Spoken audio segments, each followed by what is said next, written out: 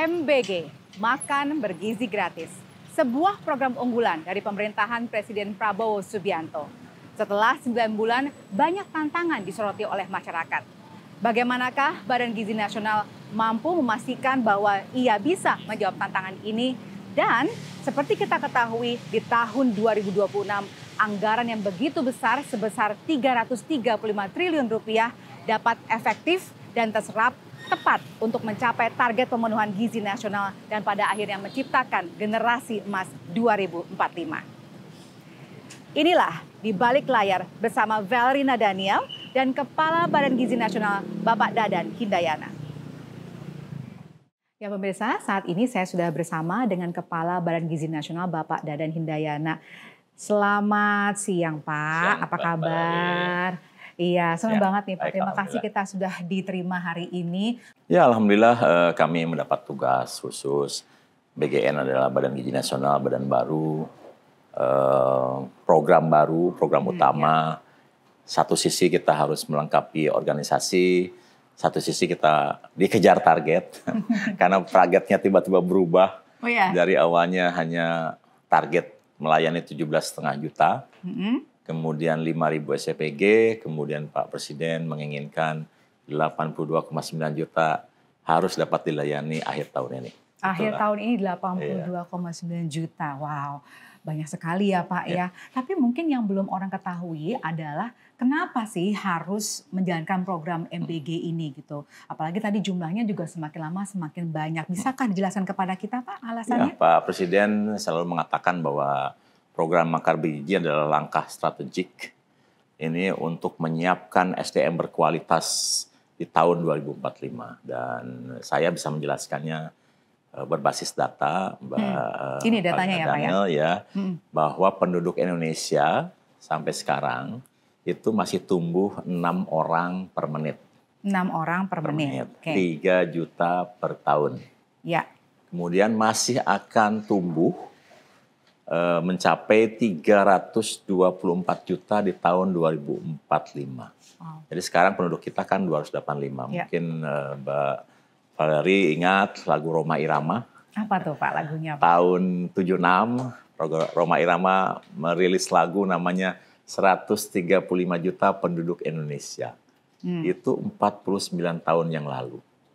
Ya, 49 tahun kemudian penduduk Indonesia more than doubling. Harusnya kan kalau doubling aja tuh 270 juta. Sekarang 285 juta. Dan akan tumbuh terus mencapai 324 juta di tahun 2045. Nah sekarang masalahnya, Mbak Valeri harus tahu, bersumber dari mana pertumbuhan penduduk Indonesia itu. Nah kemudian karena saya pengajar ya, dan kalau mengajar ekologi pertanian itu, selalu mengutak-atik basisnya adalah kependudukan. Dan saya punya prognosa waktu itu, ini sumber pertumbuhan penduduk kita pasti dari golongan menengah ke bawah. Dan kemudian ketika saya menjadi Kepala Badan Gizi Nasional dan harus melakukan program intervensi pemenuhan gizi, saya minta kepada Badan Pusat Statistik untuk menyiapkan data yang akurat. Betul nggak dugaan saya? Ternyata datanya dikeluarkan, ini data belum pernah ada dirilis, tapi kemudian dikeluarkan untuk kami di tahun 2024 akhir, dan kita bisa lihat bahwa rata-rata penduduk Indonesia lama pendidikannya, lama sekolah nih, ya, itu 9 tahun. Mbak Vali berapa tahun sekolah? Yang paling tidak kita minimal harus sampai SMA. SMA 12. Kemudian tambah S1. S1 16. Ya, terus S2. S2 18. Kalau S3 tambah 4 tahun, 22. Nah, saya kan 22 tahun, ya kan. Kemudian rata-rata penduduk Indonesia mungkin yang 10% 16 tahun, 18 tahun. Tapi rata-rata lama sekolah Indonesia ini adalah 9 tahun. Dan kita lihat daerah yang paling dekat dengan Jakarta, Jawa Barat, itu 8,83. Enggak sampai 9 juga. Artinya apa? Banyak sekali penduduk Jawa Barat itu hanya lulusan SD. Ya, lulusan Padahal SD. Tetangganya Jakarta, Tetangganya ibu Jakarta. kota. Dan apa maknanya lama pendidikan sekolah terhadap pertumbuhan penduduk? Ternyata ada data di sini. anggota rumah tangga. Di sini kita bagi klasifikasinya mulai dari anggota rumah tangga miskin, rentan miskin, menuju kelas menengah, kelas atas. Nah, di sini kita bahas dulu yang kelas atas. Ya. Kelas atas ini anggota rumah tangganya 2,84. Apa maknanya? Apa maknanya, Pak? Ibu 1, bapak 1, 2. 0,84 itu artinya anak. Jadi, kalau kelas atas ini, kalau ada 100 keluarga kelas atas, 84 keluarga anaknya 1, 16 keluarga anaknya 0. Jadi artinya apa untuk pertumbuhan penduduk? Declining. Jadi kelas atas ini bukan bertambah, tetapi menurun. Kenapa? Karena 2 orang ibu dan bapak digantikan oleh 0,84 anak keturunan. Jadi bukan bertambah tapi menurun. Demikian juga kelas menengah. 3,21. Jadi rata-rata anaknya 1,21. Jadi kalau ada 100 keluarga kelas menengah, itu 21 keluarga anaknya 2, 79 keluarga anaknya 1. Apa artinya? Ini juga pasti menurun. Jadi pertumbuhan penduduk 2045 itu tidak akan bersumber dari kelas ini. Ya, karena kelas ini kalau tidak ada perpindahan kelas dari menuju kelas menengah ke sini, ini jumlahnya akan semakin berkurang. Ini sama seperti trennya Korea dan Jepang. Ya. Ini adalah ciri kelas negara maju nih. Ciri negara maju di mana pendidikannya di atas rata-rata 16 tahun, di mana rata-rata sarjana. Pasti akan declining. Ya, seperti Korea misalnya tahun kemarin sudah berkurang 41.000. Bukannya nambah, penduduknya malah turun. Jepang juga demikian. Ya kan? Australia, Jerman, Prancis itu disokong oleh imigran. Bukan asli. Makanya masih tumbuh. Tapi yang asli betul tidak ada imigran. Terus semakin lama semakin menurun. Sehingga ada prediksi bangsa yang pertama akan hilang di dunia itu ya kalau nggak Korea ya Jepang. Waduh. Kita mudah-mudahan enggak ya, Pak ya? Belum. Karena kita baru bicara segmen kelas yang menengah ciri atas. Menengah ke atas ciri negara maju. Nah, sekarang kita lihat ke paling kiri. Ini kelompok miskin yang pendapatannya rata-rata hanya 1 juta. Anggota rumah tangganya 4,78. Itu artinya apa? Kalau ada 78 keluarga miskin, ya 100 keluarga miskin, 78 keluarga anaknya 3. 22 keluarga anaknya 2. Itu artinya tumbuh kan? Nah, pasti tumbuh. Rentan miskin juga demikian, ya kan? Ini lebih dari 2. Kalau sudah di atas 2 itu artinya penduduk tumbuh. Kalau kita gabungkan antara miskin dan rentan miskin, ini jumlahnya akan menjadi 4,54. Artinya kalau ada gabungan keluarga ini, kalau ada 100 gabungan keluarga miskin dan rentan miskin, itu 54 keluarga anaknya 3, 46 keluarga anaknya 2. Jadi akan increase. Jadi pertumbuhan penduduk Indonesia yang sekarang ada masih tumbuh dan masih akan tumbuh sampai 2045 sumbernya dari keluarga ini. Dan ini disadari betul oleh Pak Presiden kita. Makanya Pak Presiden mengatakan, saya ingin ngasih makan seluruh anak Indonesia. Langkah ini strategik, saya tidak ingin orang-orang lapar. Demikian. Dan tidak heran ketika kita melakukan intervensi, membuat pilot project, melaksanakan program, 60% anak Indonesia itu tidak pernah punya akses terhadap menu dengan gizi seimbang. Jadi kalau makan itu ada nasi, bala-bala, kerupuk, kecap, mie. Proteinnya Asian belum ada style ya? Itu all karbohidrat. Iya betul. Itulah dasarnya dan 60% anak kita itu tidak mampu beli susu, makanya tidak minum susu. Makanya sekarang kalau kita turun ke daerah-daerah di mana program makan bergizi diberikan, pasti salah satu menu yang dinantikan oleh mereka adalah susu. Kami ingin susu. Gitu. Demikianlah alasannya, sehingga program ini harus kita kerjakan. Kenapa? Karena pertumbuhan itu penting sekali dan kita menyasar ibu hamil, ibu menyusui, anak balita, sampai anak SMA. Kenapa begitu? Karena pemerintah kita, Pak Presiden itu memikirkan anak mulai dari dalam kandungan. Kenapa begitu? Karena kita lihat grafik ini. Ini grafik dihasilkan tahun 2024. Tapi saya sudah meyakini ini sejak lama. Jadi ada 2 titik fase pertumbuhan penting dalam perkembangan anak. Ya. Yang pertama adalah 1000 hari pertama, ini infant phase. Disinilah kemudian kita harus intervensi untuk mencegah stunting 1000 hari pertama, ya, agar otaknya berkembang, Ya. kecerdasannya dapat. Tapi jangan lupa bahwa di sini saja tidak cukup. Ketika anak itu tumbuh dari usia 8-9 tahun ke 18-19 tahun, ini juga harus kita intervensi.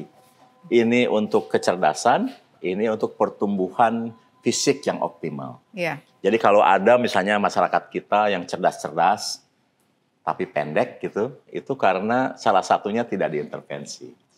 Ya, kalau misalnya ada yang tinggi tapi agak lelet sedikit, itu 1000 hari pertamanya kurang bagus. Yang kita harapkan adalah Seimbang 1000 hari semuanya. pertamanya kita intervensi, saat tumbuh kita intervensi, sehingga pinter dan tumbuhnya optimal, Maksimal. tinggi. Betul. Ya, seperti itu. Betul, itu jadi tujuannya MBG itu ya Pak? Ya, betul. Karena gini, Alasannya. Mbak Valerie, anak yang sekarang ada dalam kandungan, ya, anak yang sekarang masih balita, kemudian anak nanti di SD nih, kemudian sekarang anak di SMP sampai SMA. 20 tahun kemudian, tahun 2045, itu adalah tenaga kerja produktif. Akan menjadi pemimpin juga Pemimpin mungkin ya? juga. Hari ini lahir, Ya. 20 tahun lagi itu tenaga kerja produktif. Sekarang di SD, 20 tahun lagi dia jadi pemimpin kita. Apalagi yang sudah di SMP, itu 20 tahun lagi betul-betul tenaga andalan kita. Nah, kita harapkan seandainya tidak diintervensi dari sekarang, kita sangat khawatir bahwa tenaga kerja produktif tahun 2045 itu memiliki kualitas yang rendah. Oke, baik. Pak, ini kalau misalnya kita ketahui kan sudah berjalan sejak Januari 2025, berarti sampai dengan sekarang sudah 9 bulan ya Pak ya.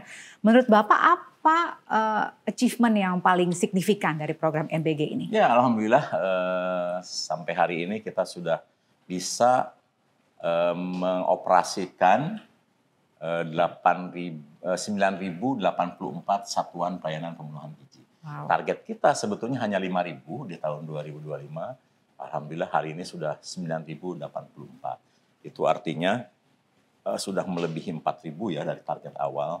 Dan itu sudah berpotensi melayani 30 juta penduduk. Wow, 30. Penerima manfaat. Ini kalau di luar negeri, ini kita sudah bisa memberikan seluruh orang yang hidup di benua Australia. Satu benua? Satu benua, termasuk memberikan 3 juta sapi. Kalau di Eropa, ini sudah kita beri makan ya, seluruh penduduk Skandinavia, Swedia, Norwegia, Denmark, Finlandia, Islandia, 5 negara. 5 negara. Tapi untuk Indonesia kasusnya baru 30%. Kenapa? Karena penerima manfaatnya besar, yang akan kita berikan manfaat itu 82,9 juta. Dan kita sekarang sedang kejar target agar di September ini kita bisa membentuk 10.000 satuan pelayanan pemenuhan gizi. Dan di akhir November kita inginkan 25.400 SPPG aglomerasi dan 6.000 minimal SPPG terpencil. Oke. Menurut Bapak apa sebenarnya yang menjadi kira-kira akan menjadi tantangan nih untuk mencapai tadi targetnya kan besar ya Pak, 80 juta itu? Ada 3 kunci makan bergizi itu ya. Apa? Satu, anggaran. Anggaran. Tapi dari awal anggaran ini sudah selesai karena Pak Presiden punya keinginan besar, kuat. Pokoknya badan gizi harus tidak boleh kurang uang, itu dari awal. Kemudian yang kedua SDM. Kita awal-awal memang agak kesulitan di SDM karena SDM-nya harus SDM khusus dan dididik khusus, tapi alhamdulillah sekarang sudah selesai. Tanggal 12 Juli kita sekarang sudah memiliki untuk petugas lapangan itu ada sekitar 33.000. Dan yang terakhir adalah infrastruktur. Nah, infrastruktur ini sampai sekarang disokong oleh kemitraan. Dan kita belum bisa menggunakan APBN untuk membangun SPPG karena aspek administrasi dan lain-lain.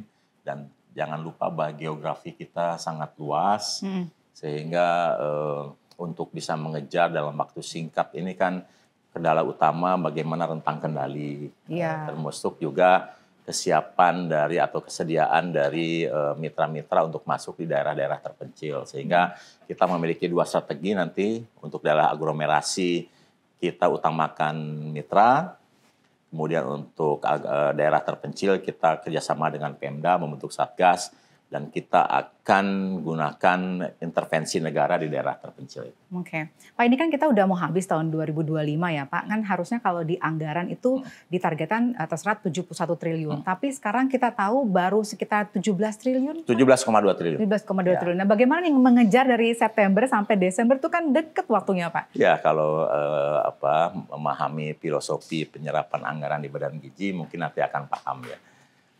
Penyerapan anggaran di Badan Gizi itu identik dengan jumlah penerima manfaat. Jadi anggaran itu akan berkorelasi positif dengan penerima manfaat. Dan penerima manfaat itu dicerminkan oleh jumlah satuan pelayanan pemenuhan gizi. Oh, berarti harus ditambah tuh berarti SPPG-nya. Satu SPPG bertambah itu akan menambah 1 miliar 1 bulan penyerapan anggaran. Jadi kalau sekarang ada 9.084, itu artinya dalam 1 bulan kita baru bisa menyerap 9 triliun. Ya, tapi ini akan menjadi potensi penyerapan di bulan Oktober. Makanya kita kejar 10.000 SPPG sehingga di Oktober sendiri kalau tidak ada pertambahan, itu 10 triliun akan terserap 1 bulan. 1 bulan itu aja sendiri. Ya, jadi kalau kita asumsikan misalnya 10.000 aja, maka Oktober akan ada 10 triliun. November 10 triliun, Desember 10 triliun. Jadi akan ada tambahan 30 triliun, ya kan? Tapi tetap belum maksimal. Belum maksimal. Kenapa? Karena oleh sebab itu kita tambah SPPG-nya. Targetnya itu di September 10.000, nanti di Oktober 20.000. Artinya kalau 20.000 di Oktober, di November itu sudah 20 triliun sendiri, ya kan? Berarti kalau katakanlah kita asumsikan di September akan tercapai 10.000, kemudian di Oktober 20.000, jadi kita akan tambah 30, berarti kan 47, tambah lagi 20 kan, jadi berarti artinya akan terus bertambah berarti. Harapannya terserap tadi ya. Jadi kalau misalnya kita kejar di September 10.000, kemudian di Oktober 20.000, maka di November itu 1 bulan itu sendiri sudah akan 20 triliun. Desember kalau kita kejar 25, artinya 25 triliun sendiri 1 bulan. Jadi saya sih sangat optimis bahwa yang 71 triliun pasti terserap. Masalahnya itu apakah kita butuh tambahan yang 50 triliun standby atau tidak, itu saja. Tapi saya yakin yang 71 triliun pasti terserap habis.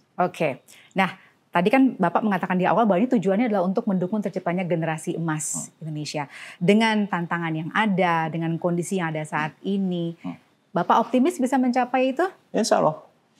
Selama polanya kita seperti ini, dan tidak diganggu dengan ide yang baru, saya sangat yakin akan optimis akan tercapai. Karena kita sekarang sedang melakukan percepatan dan kita bekerja dengan tim yang besar dari 8:30 pagi sampai jam 11 malam tiap hari.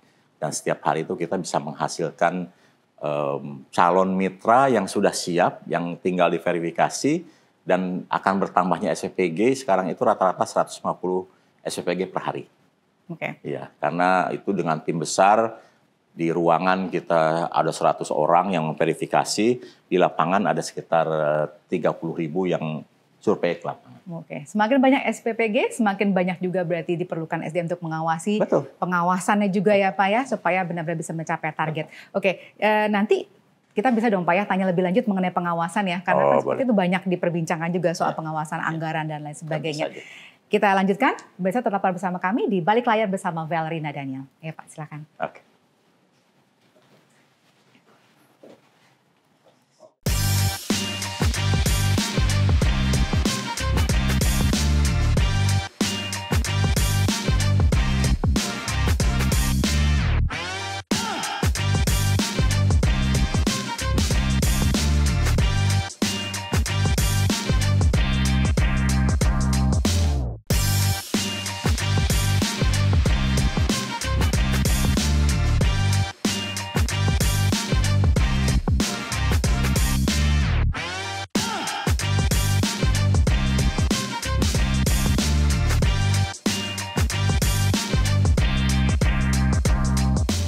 kembali bersama kami di Balik Layar bersama Velrina Daniel dan juga tentunya bersama kita sudah ada Kepala Badan Gizi Nasional Bapak Dadan Hindayana. Pak, kita teruskan ya Pak ya. Tadi perbincangan kita itu yang menarik juga banyak disoroti orang adalah saat ini mengenai tantangan ya dalam menjalankan program yang begitu besar anggarannya dan juga targetnya juga besar ya pastinya. Nah, bisakah dielaborasi lagi Pak? Misalnya yang pertama tadi kita bicara soal anggaran ya Pak ya. Kita ketahui bahwa tahun depan itu anggarannya akan semakin besar, ya 335 triliun. Ini bagaimana pengawasannya nanti Pak? Ya, kalau di Badan Gizi ini ada dua resiko yang besar. Satu, penyalahgunaan anggaran. Yang kedua, gangguan pencernaan pada penerima manfaat. Ini dua hal besar. Tapi kalau Mbak Valerie tanya kepada saya, mana yang lebih ditakuti, saya lebih takut kepada yang dua, bukan yang pertama. Oh, yang pertama aman, maksudnya aman, bisa diantisipasi. Badan Gizi Nasional ini akan memperoleh anggaran tahun depan tuh dengan pagu anggaran 268 triliun. Dan kemarin di paripurna sudah diputuskan dengan cadangan tambahan 67 triliun sehingga 335 triliun. Tapi 90% dana itu akan digunakan untuk intervensi pemenuhan gizi. Jadi sebagian besar anggaran itu akan lari langsung ke daerah-daerah.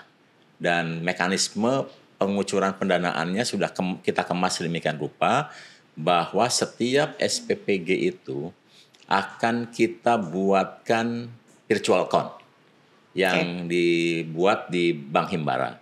Nah, virtual account ini kemudian diverifikasi oleh dua pihak. Satu oleh Kepala SPPG sebagai perwakilan dari Badan Gizi, dan yang kedua oleh perwakilan dari mitra.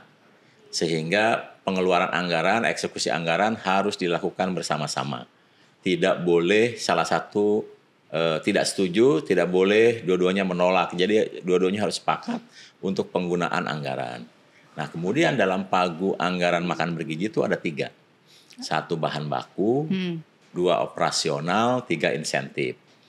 Nah, bahan bakunya 10.000 untuk daerah-daerah Jawa dan sekitarnya. Untuk daerah dengan indeks kemahalan tinggi kita akan bedakan, misalnya di Intan Jaya itu 60.000. Kemudian operasionalnya 3.000, itu sifatnya juga at cost ya. Dan kemudian ada insentif yang fix, 2.000 per porsi per hari. Nah, kemudian untuk menggunakan pagu anggaran bahan baku dan operasional itu harus berbasis referensi harga pasar. Jadi nggak boleh ada menentukan harga sendiri. Nggak boleh. Semua ditentukan sesuai harga pasar. Ada harga pasar. Makanya kita kerjasama dengan Kementerian Perdagangan agar Kementerian Perdagangan mengeluarkan harga harian. Jadi kalau harga katakanlah telur itu 30.000 di pasaran, maka dia harus menulis referensi harga pasarnya di saat itu. Nah, kalau dia coba-coba markup, katakanlah 40.000, itu akan cepat ketahuan. Kenapa? Karena satu SPPG dengan SPPG lain kan bisa berdekatan. Nah, kemudian yang paling penting juga, uang ini tidak mampir di Badan Gizi. Ya, dan jadi nanti setiap SPPG harus membuat usulan anggaran. Berapa yang dibutuhkan untuk bahan baku, berapa yang dibutuhkan untuk operasional, berapa yang dibutuhkan untuk insentif per 10 hari. Nah, kemudian proposalnya diajukan ke Badan Gizi, oleh Badan Gizi diverifikasi, kemudian di entry di aplikasi Sakti. Ini aplikasi keuangan milik Kementerian Keuangan. Kemudian setelah oke semuanya, kemudian verified, kemudian akan keluarlah perintah pencairan pendana SP2M, surat perintah membayar.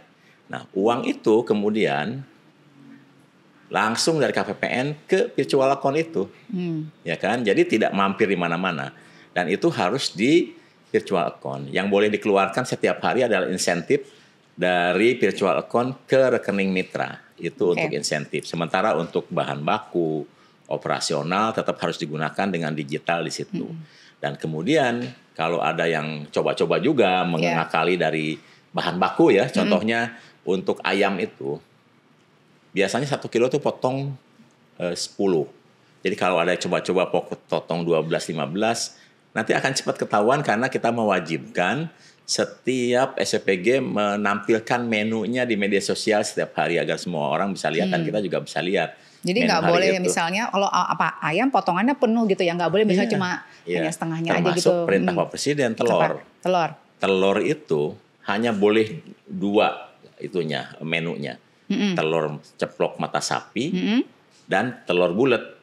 Nggak boleh diorek-orek atau di dadar, karena dadar itu bisa saja didadar untuk 10 orang tapi telurnya 5. Nah itu kan salah satu trik mengakali bahan baku. Jadi telur harus dalam bentuk kelihatan satu. Jadi seperti itulah kalau bagian penggunaan anggaran, saya kira mekanisme kita sudah semikian, dan kemudian ada yang coba-coba misalnya membuat markup ya.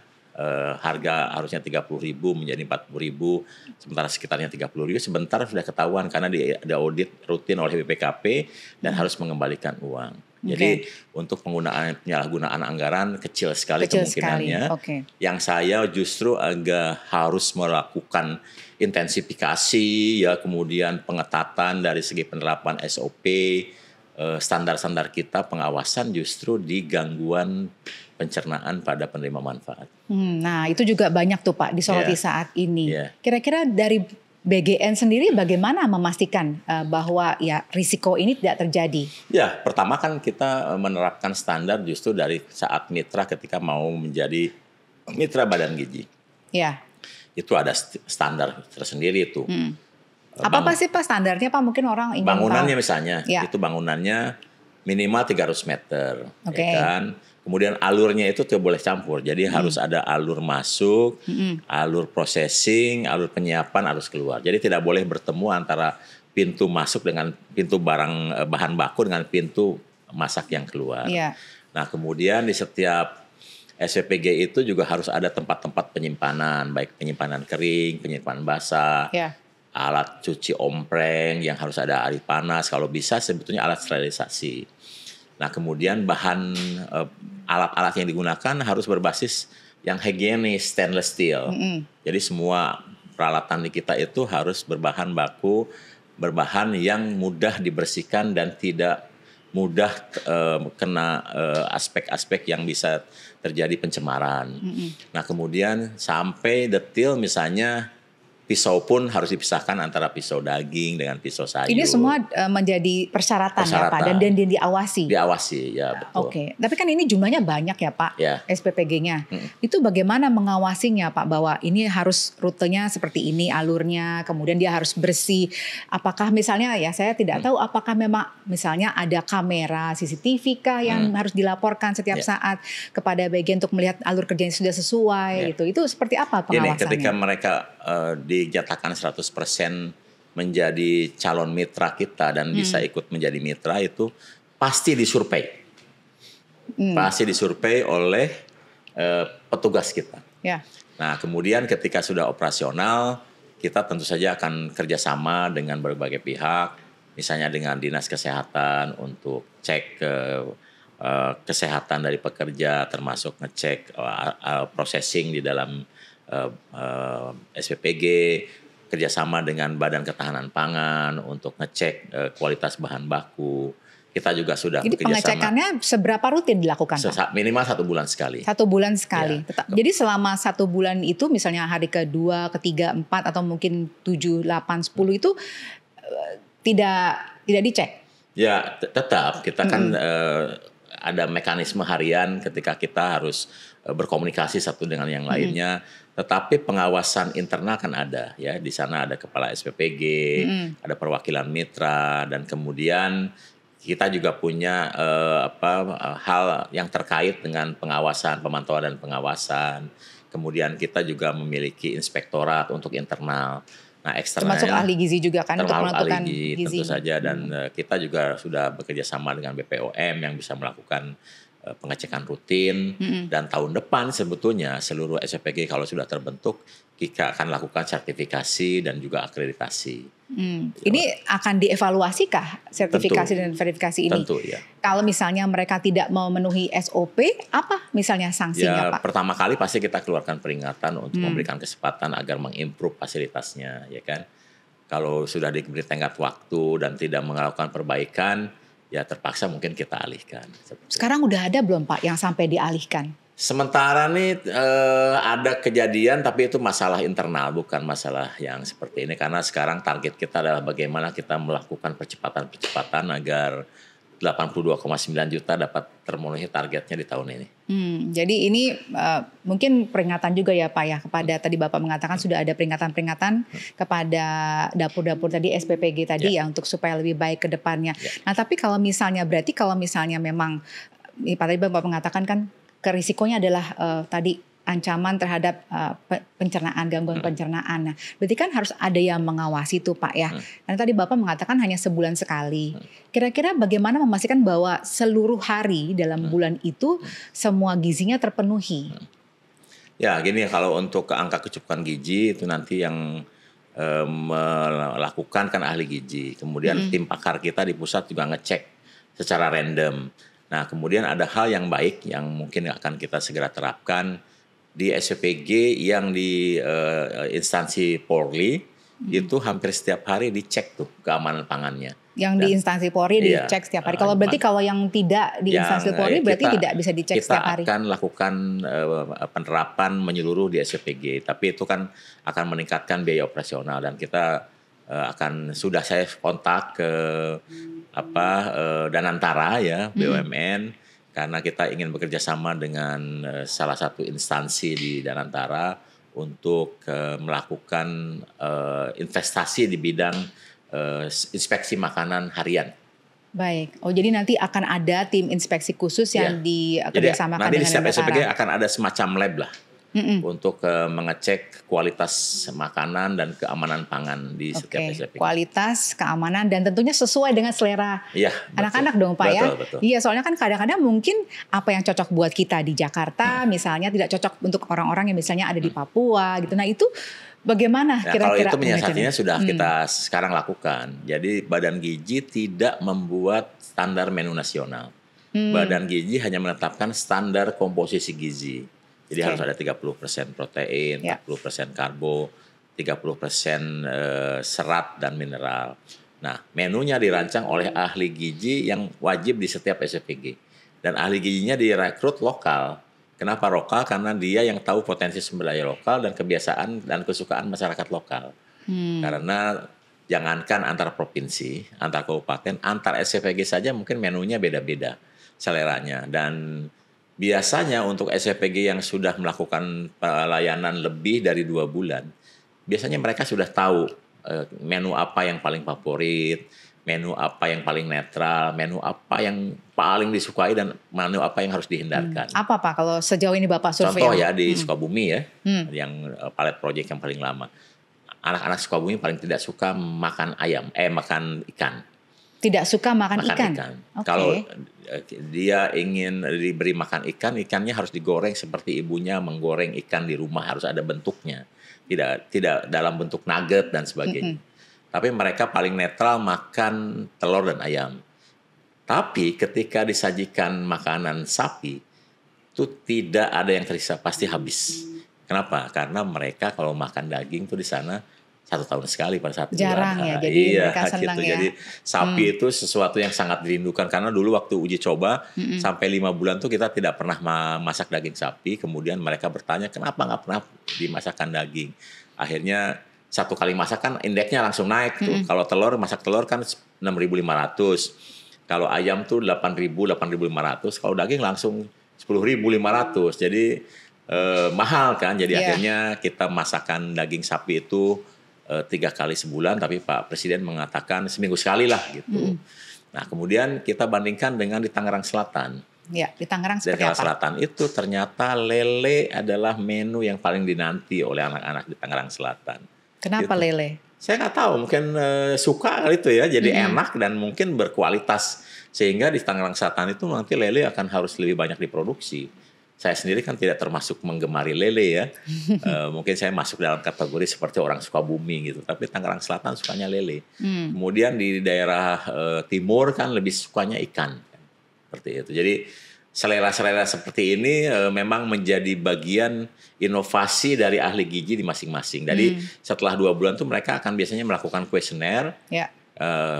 survei, mendapatkan feedback, menu apa yang paling disukai, paling dia minta. Sekarang itu seringkali ada permintaan ya, tiba-tiba dicari kertas itu, saya sudah kangen makan Padang. Akhirnya diikutilah oleh chefnya itu masak Padang. Tapi itu Tiba-tiba chefnya semua dilatih kan Pak sebelumnya Pak? Pasti ya kan? ada pelatihan penjamah makanan ya, dan kita juga sekarang karena banyak kejadian itu mengaktifkan pelatihan rutin bagi SPG yang sudah beroperasi lama supaya tidak boring ya, dan masuk di dalam tahap di mana itu menjadi kebiasaan, rutinitas yang mungkin bisa lengah, sehingga kalau di training disegarkan kembali dia selalu akan tahu bagaimana meningkatkan kualitas makanan dan pelayanan.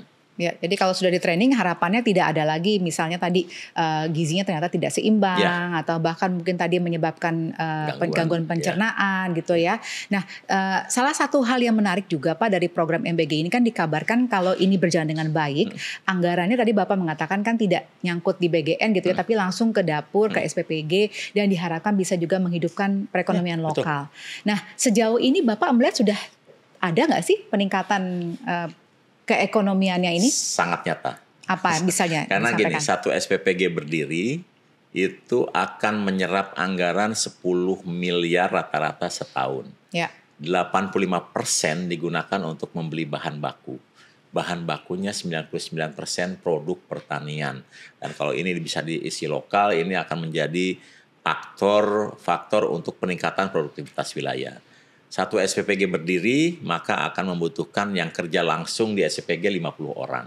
Jadi sekarang itu banyak ibu-ibu di sekitar SPPG yang tadinya tidak punya pendapatan, ya sekarang tadi saya sudah jelaskan kan, yang di keluarga miskin itu pendapatan rata-rata satu bulan hanya 1 juta. Nah, dengan bekerja di SPPG jadi relawan saja, kerjanya dapat sudah 2 juta. Jadi sudah di atas yang tadi dijelaskan itu, ya, jadi kemiskinan ekstrim langsung hilang. Jadi banyak yang sudah bekerja di SPPG yang tadinya tidak punya peralatan, susah makan, sekarang makan di SPPG. Anaknya di sekolah dikasih makan oleh MBG, sehingga tadinya tidak punya peralatan, tidak punya kulkas, sekarang sudah punya kulkas, ya seperti itu. Kemudian satu SPPG juga membutuhkan 15 supplier minimal, mulai supplier beras, ya, kemudian telur, ayam, susu, bumbu, dan lain-lain. Yang satu supplier bisa mempekerjakan antara 2 sampai 15 orang. Contoh di Tangerang Selatan itu, satu supplier sudah merekrut 15 orang ibu-ibu agar dia bisa menyiapkan bahan sayurannya dipotong-potong di supplier itu, dan ketika dikirim ke SPPG sudah siap makan. Yeah. Kemudian di Sulawesi itu ada pengusaha bandeng yang sudah meningkatkan produksinya 3 kali lipat dan menambah pekerjanya otomatis 3 kali lipat. Nah, kemudian Mbak Valerie harus tahu kebutuhan-kebutuhan yang ada di satu SPPG. Ini satu SPPG nih. 1 bulan satu SPPG membutuhkan 5 ton beras. Ya. 5 ton beras itu artinya setara dengan 10 ton gabah kering giling. Dan itu dihasilkan oleh 2 hektar lahan. Jadi kalau 1 tahun kan artinya butuh 24 hektar luas panen. Padi. Kalau tanamnya 1 kali setahun berarti 24 hektar. Kalau 2 kali setahun artinya 12 hektar. Itu baru padi.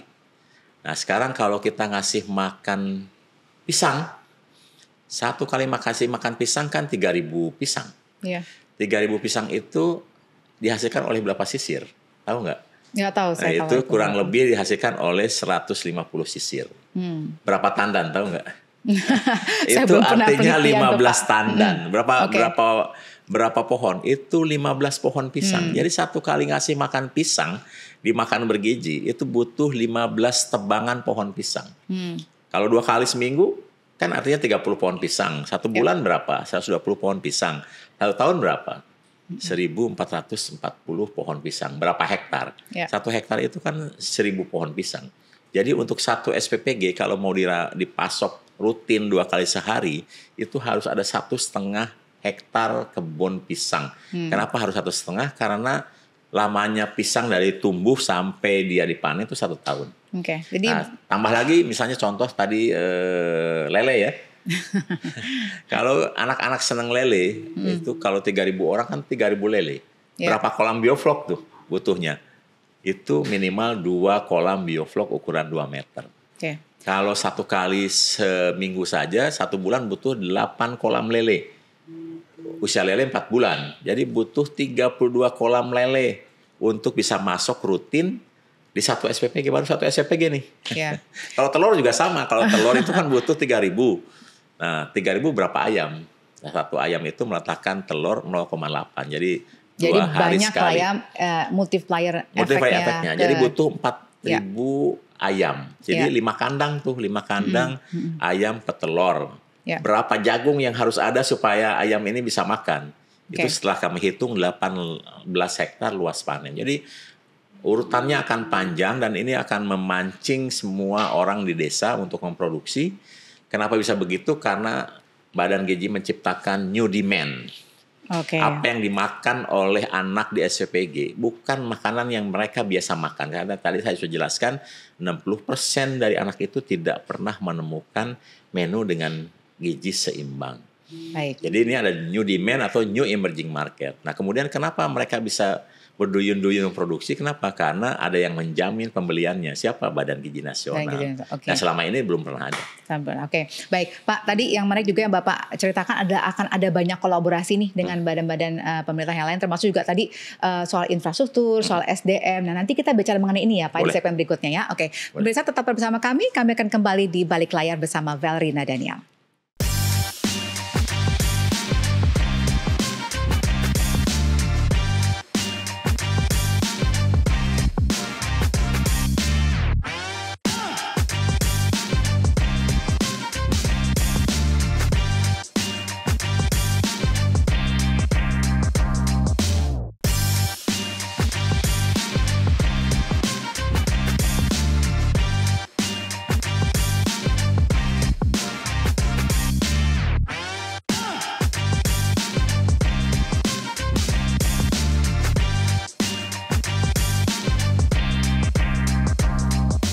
Kembali lagi dalam Di Balik Layar bersama Valerie Daniel dan masih bersama Kepala BGN Bapak Dadan Hindayana.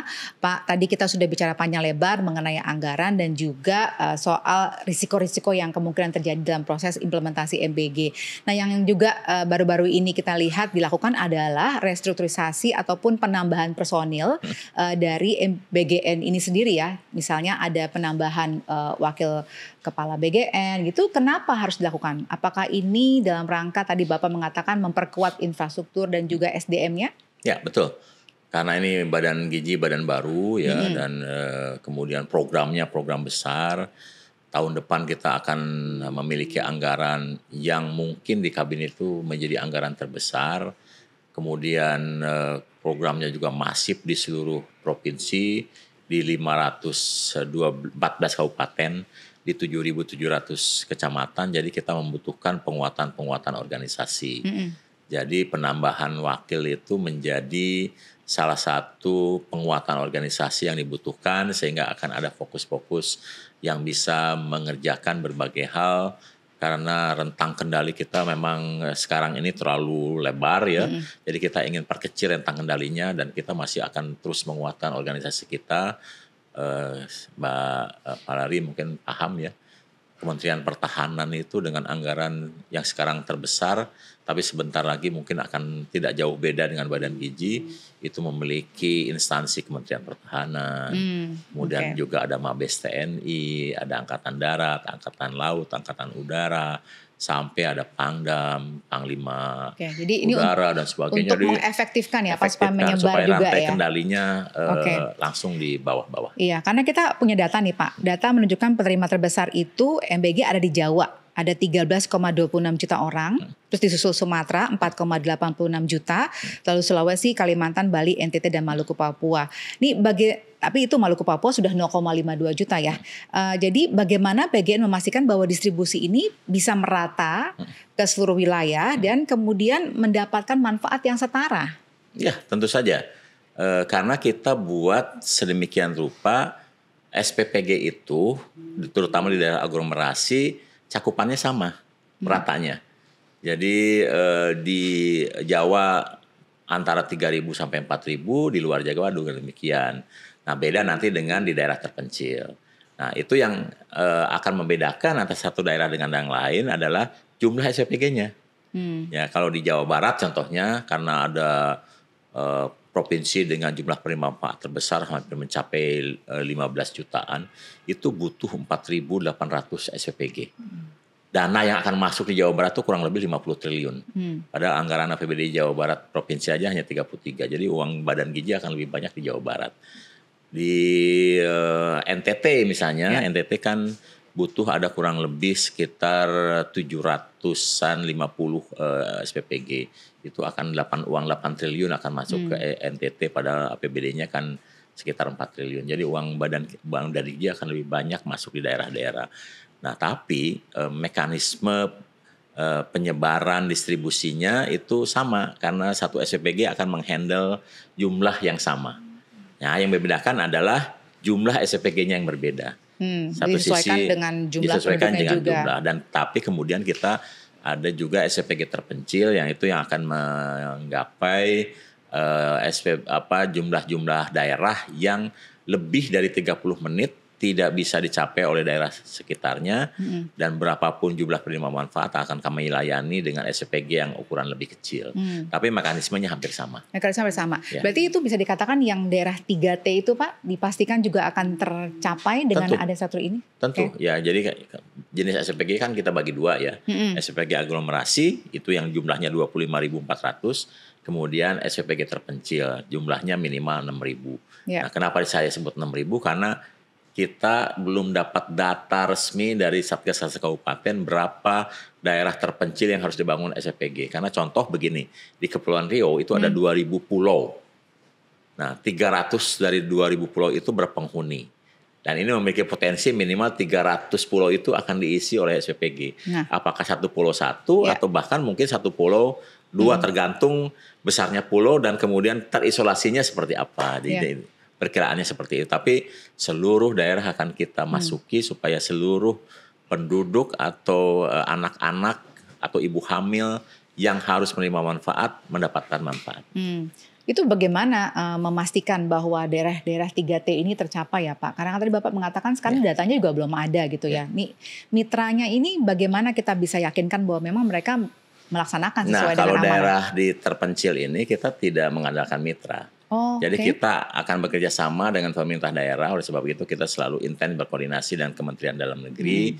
Kementerian Dalam Negeri menginstruksikan kepada Pemda-Pemda untuk membentuk Satgas MBG di untuk daerah terpencil dan kita akan kerjasama dengan pemerintah daerah nanti akan mengidentifikasi berapa titik yang harus dibangun SPPG dan mekanismenya nanti apakah pemerintah daerah mempersilahkan BUMD-nya atau mitra-mitranya membangun, kemudian beda mekanismenya kalau di aglomerasi bangunannya kita berikan insentif harian, tapi kalau di aglomerasi di terpencil itu bangunannya akan kita sewa di depan. Jadi kehadiran negara ada di situ dan itu tidak mengandalkan mitra karena kalau mengandalkan mitra kan berhitung secara ekonomi. Betul, kalau penerima manfaatnya kan, ya? cuma 200 kan lama kembali pengembalian investasinya. Disitulah negara akan hadir.